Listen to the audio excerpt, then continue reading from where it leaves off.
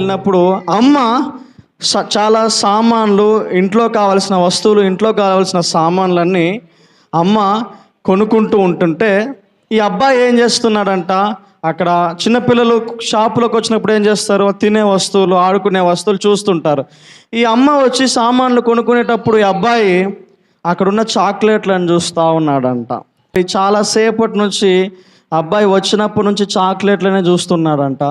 అప్పుడు ఏం జరిగింది, ఆ షాపులో ఉన్న వ్యక్తి ఏం చేస్తున్నాడు, అబ్బాయిని చూసి పాపం అనిపించి ఏం చెప్పాడంటే, కావాలంటే చాక్లెట్లు తీసుకో అని చెప్పాడంట.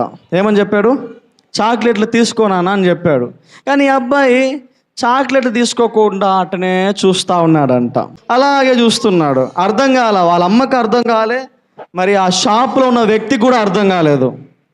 ఇంకా అలాగా చూస్తూ ఉన్నాడు. చివరికి వీళ్ళమ్మ అన్ని వస్తువులు కొనుక్కున్న తర్వాత ఈ యొక్క షాప్ ఓనర్ ఏం చేశాడు, సరేలే అబ్బాయి ఇంతసేపు చూస్తున్నాడు, తీసుకోలే, మోమాట పడుతున్నాడేమో అని ఆయన ఏం చేశాడు, మరి ఆయన చేయి పెట్టి చేతిలో అందినన్ని చాక్లెట్లు ఆ అబ్బాయికి ఇచ్చాడు.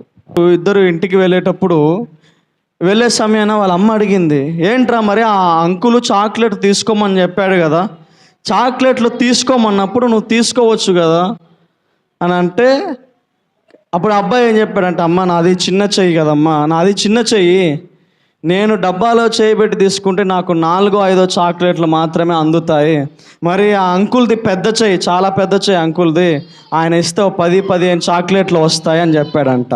అయితే ప్రియమైన దేవుని బిడ్డలారా చూడండి, అబ్బాయి ఏం చెప్పాడు, నా చిన్న చెయ్యి అమ్మ, నా కొన్ని చాక్లెట్లు వస్తాయి, నేను అందుకే వెయిట్ చేశాను, అందుకే ఆగాను. ఎందుకు, ఆయనది పెద్ద చెయ్యి.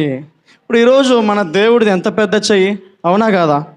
మనము కోరుకున్నప్పుడు, మనము కావాలనుకున్నప్పుడు మనది చిన్న చెయ్యి. హల్లెలూయా. ఈరోజు మీరు అడిగే ఇల్లు అయి ఉండొచ్చు, మీరు అడిగే వస్తువులు ఉండొచ్చు, లేకపోతే మీరు అడిగే అద్భుతం ఉండొచ్చు, మీరు అడిగే మేలులై ఉండొచ్చు, దేవుడి నుంచి మీరు కోరుకునేది ఏదైనా ఉండొచ్చు. కానీ దేవుడు ఆయన సమయంలో చేసేటప్పుడు, ఆయన టైంలో చేసేటప్పుడు అది గొప్పగా చేస్తాడు. హల్లెలూయా. అది గొప్పగా చేస్తాడు. మనం అనుకున్న దానికంటే, ఊహించిన దానికంటే ఆయన ఇంకా గొప్పగా చేయగల దేవుడు అని మనం ఈరోజు తెలుసుకోవాలి.